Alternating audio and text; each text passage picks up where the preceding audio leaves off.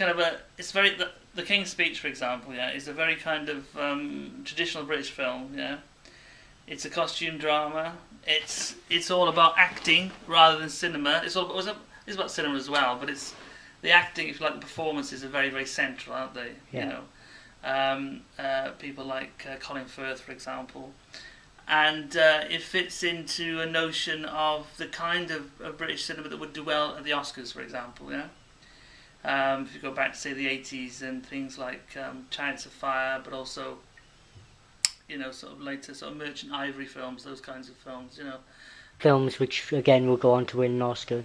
There's nothing specific which is British about it, if you know what I mean.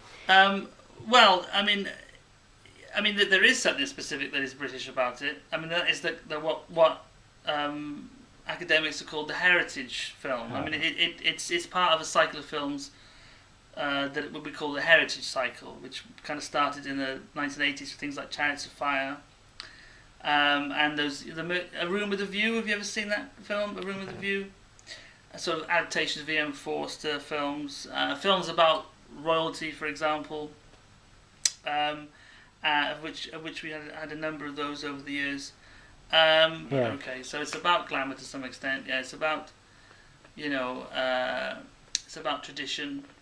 If you think about the kinds of films that have been nominated and have won BAFTAs in the past, yeah, they're often quite theatrical.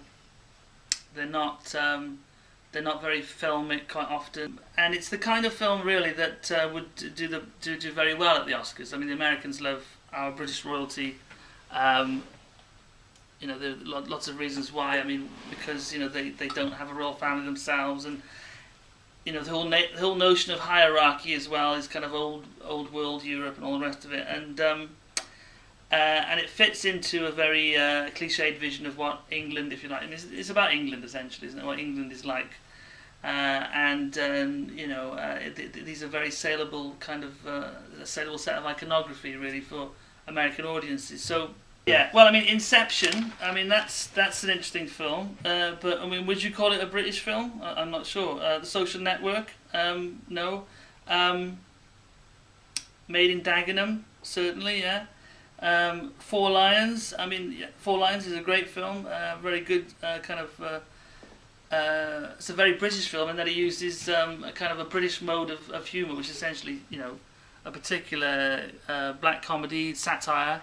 You know, so I mean, I hope that does well. But I would imagine, because of its genre, because it's comedy, it'll be sidelined. No. Four Lions, yeah. I would imagine that the Four Lions, you know, the kind of a comedy about terrorism could never be made in America,